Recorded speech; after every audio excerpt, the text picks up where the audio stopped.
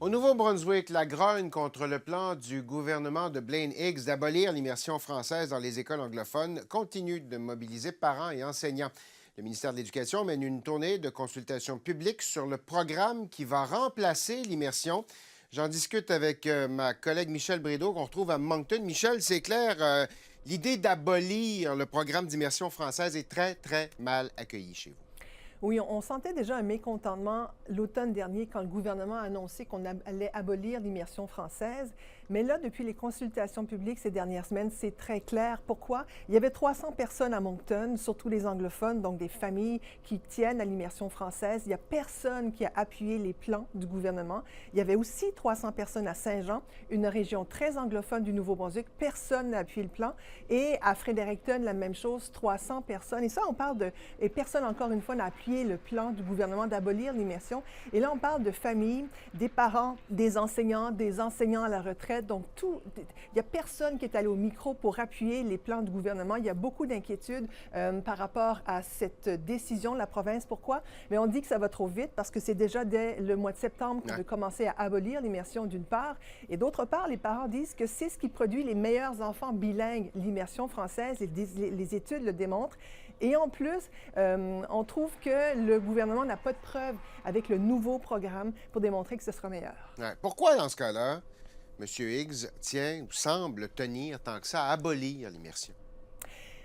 Il faut comprendre que le programme d'immersion française, c'est pour une partie des élèves anglophones seulement. Ce n'est pas tous les élèves qui suivent l'immersion française. Environ un tiers des élèves. Alors, Blaine Higgs, il dit, tous les autres élèves ne deviennent pas bilingues lorsqu'ils terminent l'école du secondaire. Donc, nous, on va annuler l'immersion française. On va avoir un programme pour tous, pour que tous les élèves arrivent au secondaire et soient capables de converser, avoir une discussion en français lorsqu'ils terminent l'école.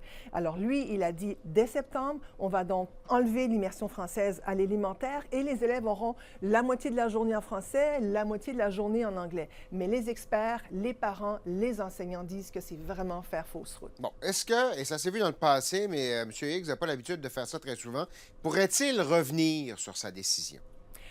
C'est vraiment un plan de Blaine Higgs, ça, d'abolir l'immersion française. On sent vraiment que c'est lui qui en veut plus, qui veut changer le programme. Mais là, déjà, il commence à y avoir une certaine ouverture. Le ministre de l'Éducation, Bill Hogan, qui assiste à toutes les consultations publiques, il a laissé entendre la semaine dernière, donc, peut-être qu'on va faire des changements. À la lumière de toute cette grogne qu'on entend lors de ces réunions, donc de ces consultations publiques, peut-être qu'il y aura des changements. Il refuse de nous dire si c'est qu'on va retarder d'une année l'implantation des changements ou du nouveau programme ou s'il y aura vraiment des changements ou qu'on va tout simplement abandonner le plan d'abolir l'immersion. Bon, M. Higgs, Blaine Higgs, son gouvernement est à mi-mandat à l'heure actuelle et il compte énormément sur le vote des communautés anglophones.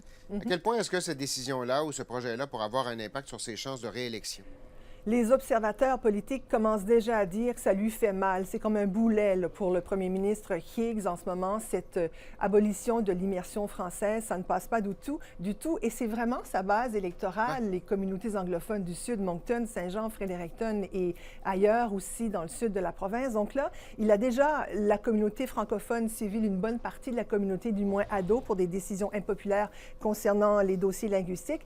Et là, maintenant, il commence à avoir aussi de la grogne du côté de sa base électorale anglophone. Et ça, c'est pas très bon pour lui. Il a 68 ans, bientôt 69. On est à mi-mandat. Les élections sont en 2024. Est-ce qu'il va vouloir rester? Est-ce qu'il devra faire marche arrière pour s'assurer de garder, du moins, le vote anglophone de la province? Si lui part, il faut qu'il pense à l'avenir de son parti progressiste conservateur. Alors, évidemment, il y a beaucoup de questions en ce moment sur l'avenir du parti, sur ce que l'immersion française pourrait avoir comme impact pour l'avenir du gouvernement de Blaine Higgs. Ouais, intéressant. Il y a probablement de longues discussions, réflexions au sein du gouvernement présentement. Michel Brideau à Moncton, toujours un plaisir. Merci d'avoir été là. Merci.